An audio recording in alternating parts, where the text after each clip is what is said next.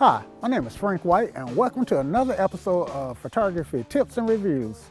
In this episode, I am going to do something a little different than I normally do. I am going to talk about my process to becoming a photographer and, moreover, becoming a professional photographer.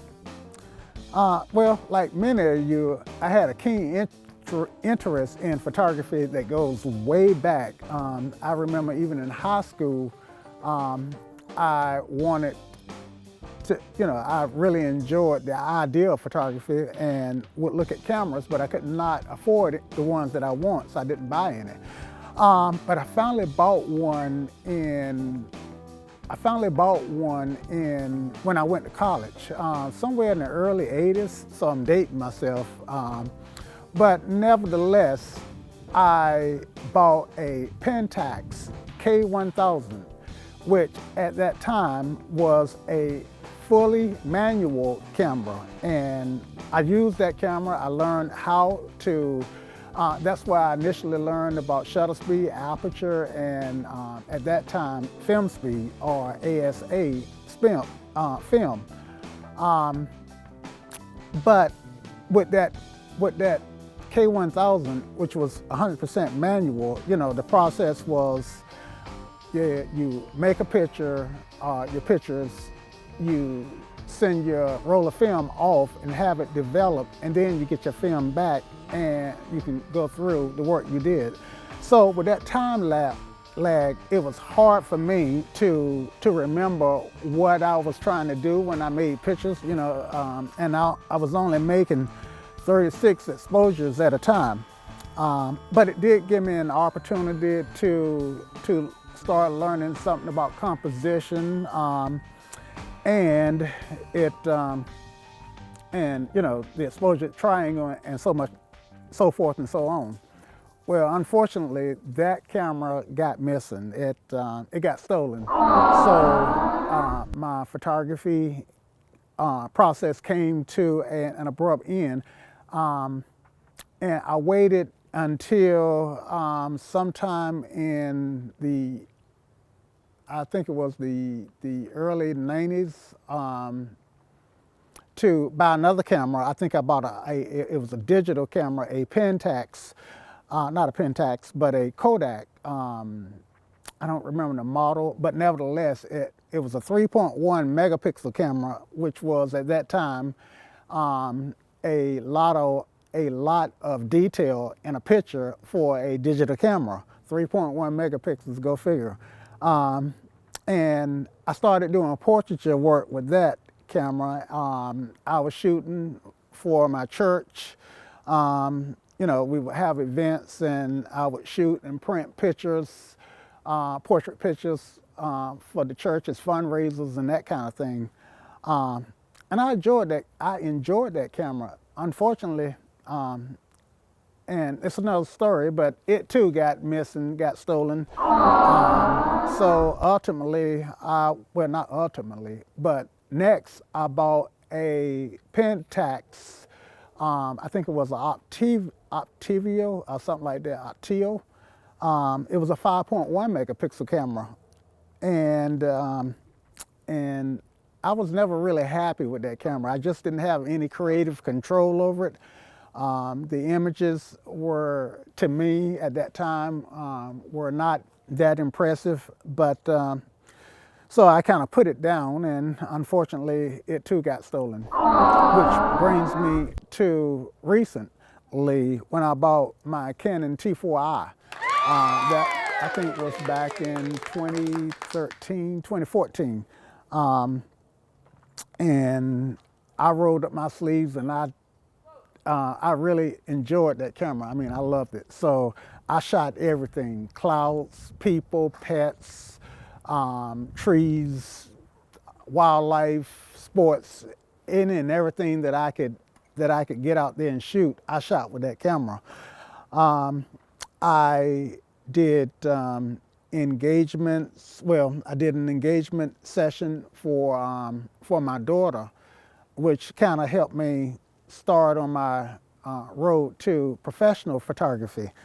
Well, the problem that I had with that with that T4i, and incidentally, I'm actually recording on it now, is that I didn't have the creative control that I wanted. I, would still look at work that other photographers produce, and even though some of my work was tack sharp, I didn't have that creative control. I couldn't blur out that background like I wanted to. I couldn't control that sun flare. I just did not have that creative control that I wanted so desperately. So I started saying, I need to buy lenses. And so I started buying lenses. They were basically the intermediate lenses. Some of them were really old, like the 28 to 35 millimeter that I reviewed. Some of them were decent lenses, but just not professional grade for the sharpness, like the 70 to 300 millimeter lens that I have reviewed also. I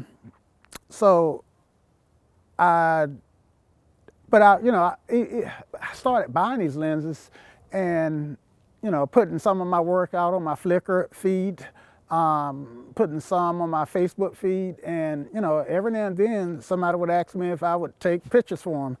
And of course, I was more than willing to take pictures at no cost to them.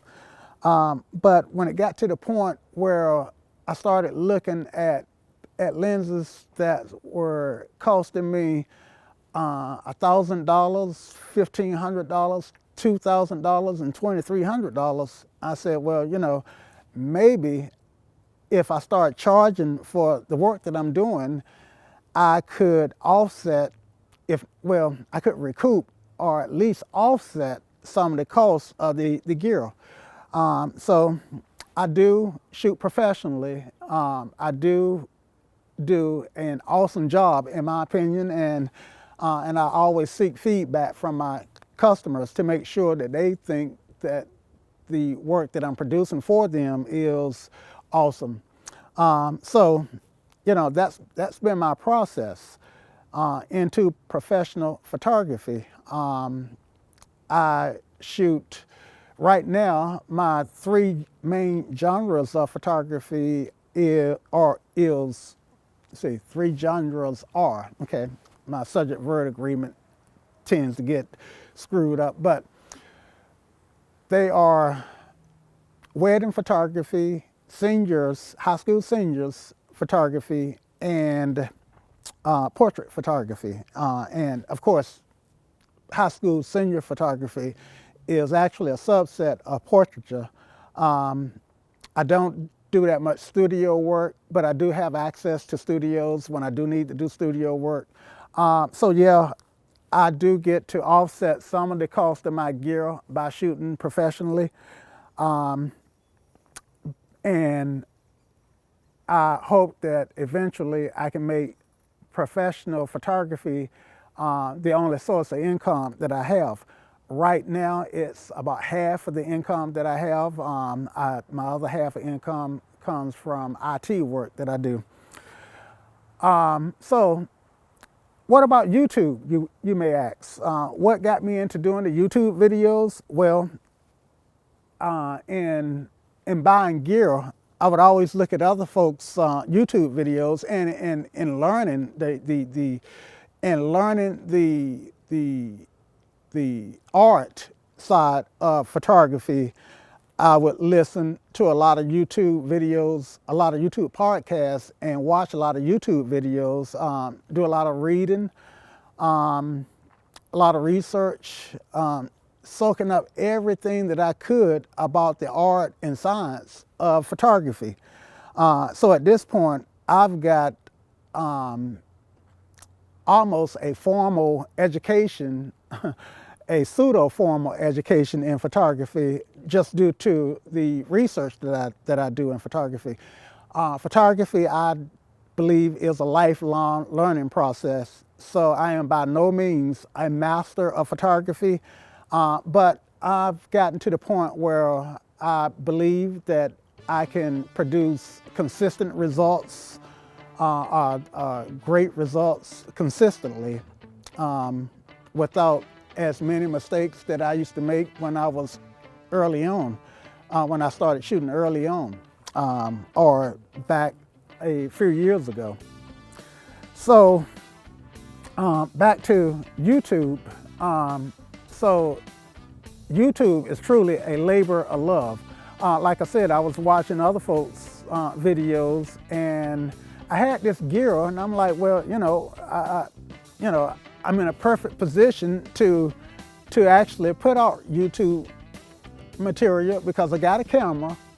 I got this gear, which I'm finding is a story for most people, well, for people in this community, and so I put 1 and 2 together, and voila, here I am. Now, this is a labor of love for me. Even though I monetize my videos with 500 subscriptions and the views that I get, I am by no means making anything but pennies, as Tony Northrup will put it, off my YouTube channel. I do appreciate each and every one of you guys who subscribe. Without you guys, what I'm doing would be in vain, and I wouldn't have the motivation to produce the next video.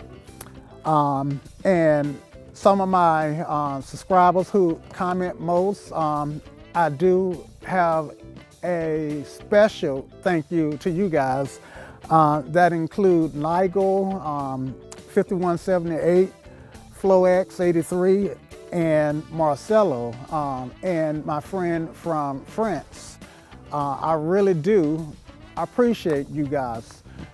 I also want to say thanks to Mr. Thomas, who recently sent me an email, who actually gave me the idea to make this video. I hope you have subscribed. If you haven't, I hope you will. And for any of you other guys who are watching this video, my goal here is to create a channel where I can learn from you as well as you learning from me. I guess you know by now that that I don't do a lot of, that my channel is not filled with a lot of bluff, bells and whistles. I'm just like you, just a guy who love photography and enjoy making videos. So anyway, I feel like I'm rambling now, so I'm going to bring this to an end. But before I go, I do want to say that if you guys have any ideas that you would like to see videos made from that really doesn't involve me acquiring a lot of expensive gear, then go ahead and leave it below. If you want more content on for beginners or intermediate photographers, let me know. If you're an advanced photographer and you watch this channel, and if there are enough of us, then we can figure out a way to collaborate together and work so that I can generate content to help you in your photography. Anyway, if you like this channel, go ahead and give me a thumbs up. If you're going to shoot anybody today, shoot them with a Canon or a camera of your choice. And remember, guys, keep shooting no matter what.